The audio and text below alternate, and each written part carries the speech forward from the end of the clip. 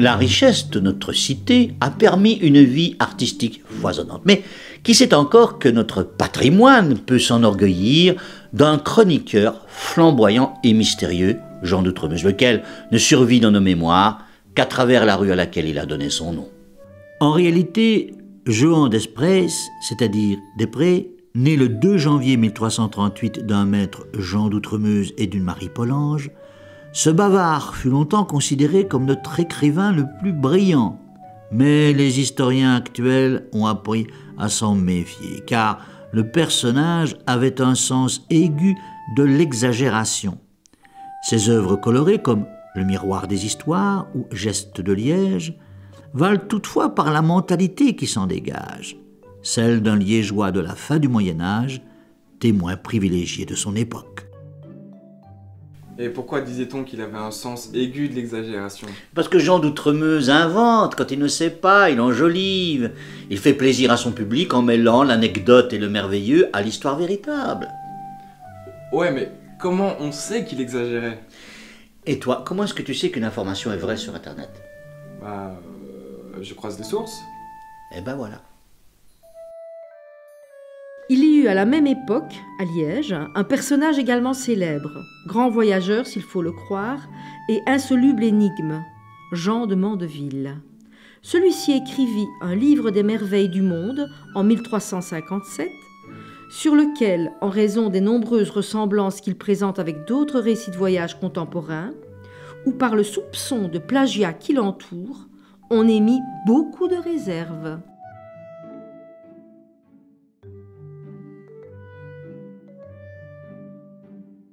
Ouais, mais décidément, à l'époque, on aimait bien raconter n'importe quoi. Et puis les gens, très incultes, étaient un auditoire naïf.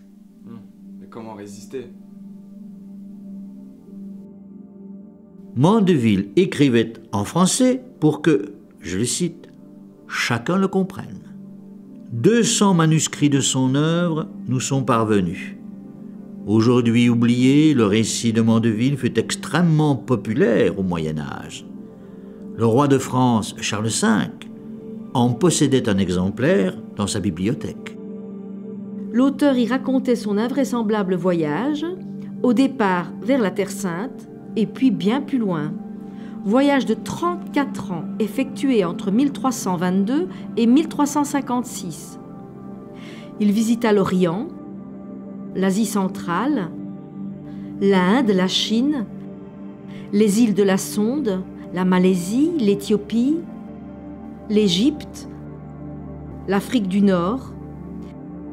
Il se prétendait chevalier anglais né à Saint-Alban, près de Londres, dans le Hertfordshire. Il connaissait à peu près tous les pays du monde, avait vu le temple de Jérusalem, bu à la fontaine de Jouvence.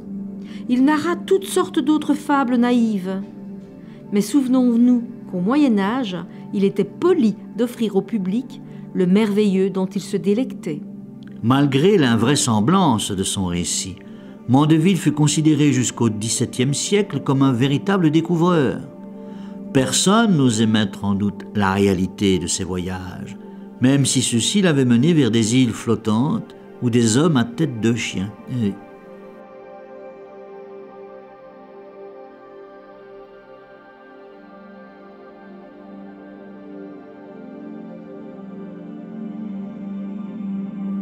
En même temps, le voyageur affirmait avec science que la terre et la mer sont de rondes formes.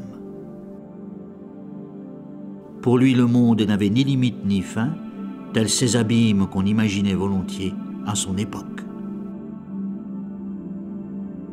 Mais des îles flottantes, comment les gens ont-ils pu croire à ça? Et c'est pas n'importe qui croyait au récit de Mandeville. Ces récits étaient pris au sérieux par l'illustre Christophe Colomb. Ouais, lequel n'était pas non plus un exemple de sérieux scientifique. Ah, c'est vrai, mais c'est te dire à quel point les récits de Mandeville étaient pris au sérieux. Puis le monde fut entièrement découvert. On vit bien qu'il n'existait ni île flottante, ni homme à tête de chien. Mandeville tomba alors dans une longue disgrâce.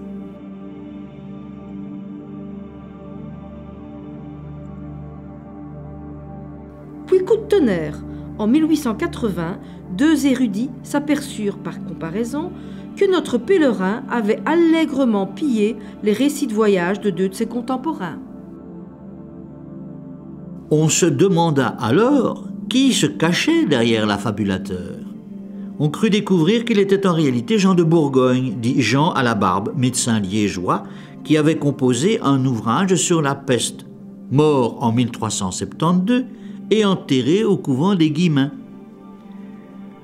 Jean Mandeville fut peut-être aussi le pseudonyme d'un Jean d'Outremeuse facétieux. Allez savoir. Les historiens persévèrent aujourd'hui à considérer les voyages de Mandeville comme une supercherie admirable. Il est amusant de remarquer que le plus illustre des auteurs liégeois, longtemps avant Georges Simenon, fut un brillant mythomane.